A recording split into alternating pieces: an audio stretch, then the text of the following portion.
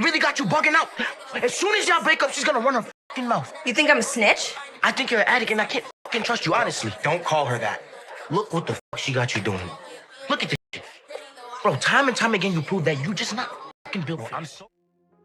Brayden is out of control. That's the topic of today's breakdown, which is something I went through in brief when we were analysing Tariq's chessboard, his relationships, and generally where he is in the power world at this moment in time. But where there's Tariq, there's also Brayden Weston, his trusted partner and brother, someone who has stayed loyal to Tariq through thick and thin.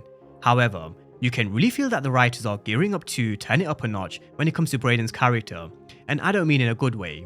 So, in this breakdown, we're going to run through Brayden's chessboard, specifically his relationship with Tariq, but the impact of Elle, and we're also going to touch on his relationship with his sister, Rebecca, for all things Power Book 2 Ghost, Season 4. Do you think about anybody else but yourself for once in your fucking life? Okay, I was out of this shit, and I doubled back to save your ass, and I lost my fucking family over it. My life is falling apart, and I can't even talk about it because it never trumps the latest Tariq crisis. Now, we all know Tariq and Brayden's relationship goes all the way back to Power, but it was in Power Book 2 Ghost where we really started to see them become a lot closer. That was thanks to Brayden kind of pushing Tariq to get back into the drug game, and I do think we all have to raise that point. I'm finally good at something, Reek. This is my thing. Look, you found the game, okay? The game ain't find you. See, where I'm from, that shit comes straight to your front door, but you made a choice. Way back at Choten again here. Brayden wanted to be in the game because he wanted to build his own empire. He wanted to be different to the Westerns. Ironically, the Westerns also turned out to be criminals themselves. Instead of committing crimes in the streets, they were criminals in the boardroom. But throughout the seasons, Brayden experienced the highs and the extreme lows that comes with a game that they're in, through lies, manipulation, stealing, Tariq spending some time in jail, to also being forced to commit murders himself. However, one thing we do have to say about Brayden is, he is genuinely as loyal as they come. Going into season 2, his character was actually given the loyalty poster. No matter what they were going through, even though Tariq and Brayden have had a turbulent relationship, even though many times Tariq has been selfish, a point we're going to come to in just a moment, Brayden has always backed Tariq, from killing his uncle, standing up in court and putting shame on the Western name, all the way to having Tariq's back at the warehouse. Brayden was out, he lost a hell of a lot towards the end of season 3, but he still doubled back to save Tariq. Why? He wasn't just going to let Tariq get killed by a bunch of snakes, he was loyal. He used the same strategic tactic that Kane used against the GTG, and also Mecca by turning off the lights, while him and Tariq managed to escape. So, we all know Brayden's loyalty towards Tariq, but can we genuinely say the same when it comes to the other way around? I felt like shit seeing her flame out like that and not being able to do anything about it. Bro, are you even listening to me? Yeah, I mean, look, I feel bad for Becca and shit, I'm sorry. Now, I genuinely do think Brayden is more loyal to Tariq than Tariq is to Brayden. They may be brothers, but over and over again, Tariq has always put his issues above Brayden's. Sure, Tariq has and is always going through a lot in terms of keeping Tasha safe, trying to catch Diana and whatever else. But when Brayden's trying to tell Tariq about how his sister Rebecca is having a hard time from the fallout of the Ponzi scheme, frankly, Tariq couldn't give a fuck.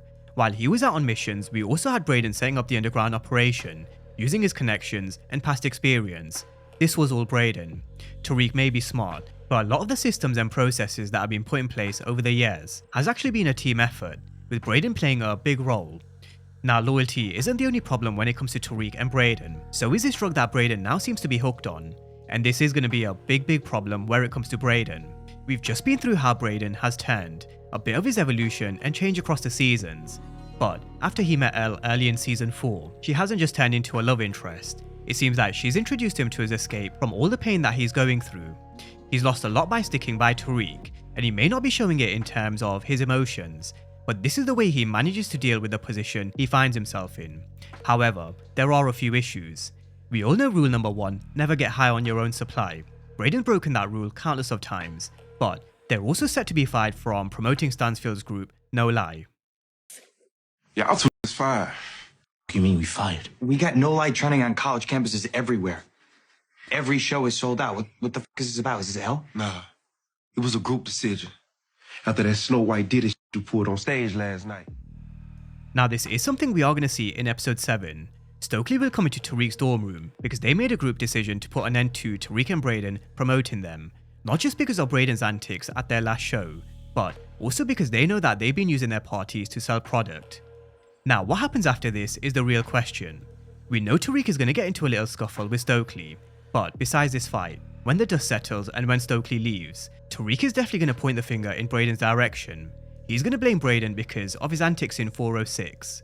I wouldn't even be surprised if they get into it like they did back in season 2, with Brayden giving as good as he gets, telling Tariq how selfish he is, just like he did in 405, telling Tariq all he cares about is himself, and where it causes a problem between the two, because I do think it will. I mean, being fired and losing their way of shifting their product is going to be a big problem, which they're going to have to figure out pretty quick. Now, I honestly wouldn't be surprised to see Brayden go and kind of confide in Elle either. You can see him going to Elle ranting and raving about how he's always been there for Tariq, how he's always backed him and stayed loyal to him, despite everything that he's lost. But all of that doesn't mean anything to Tariq. Now, if that does happen, and Elle hears about what Brayden's going through because of Tariq, could we then see history kind of repeating itself in terms of what we saw with Holly and Ghost? Let's remember, Ghost considered Holly being in the way in power and made several attempts to get rid of her. Eventually, Felipe Lobos gave Tommy a choice to make: kill Ghost, otherwise him, Holly, along with their dog would die. Now, we also saw how he really struggled with the decision, but he was never going to kill his brother. In fact, when he learned about Holly going behind his back to the Jamaicans, we also saw how Tommy saw red. And could we see something similar from Brayden? Gianni was on TikTok Live a while back, and he mentioned, how do you turn Brayden's character dark? You have him lose his family, you have him doing coke, you have him lose a loved one, and I think that's the next step for Brayden's character. However it happens, I think the next step for Brayden's character is to lose a loved one. He needs to feel even more pain and hurt, more than he's felt before. The one thing which I do think the writers have done really well is the fact that the writers have taken their time when it comes to Brayden's character development, because I do think they've taken just the right approach when it comes to Brayden. But unfortunately, now is the time for him to lose a loved one. It's time for him to turn darker, even crazier, just like Zion teased earlier in the season. Tell me something. He was crazy as Tommy. We had Zion asking is he crazy like Tommy, also calling him Tiny Tommy as well. So, is he about to make a move in the mold of Tommy, but with Elle instead? Are we about to see Brayden tap into this crazy side? Maybe not in episode 7, I'm talking in terms of his entire chessboard for part 2, where they definitely will lay the foundations in 407.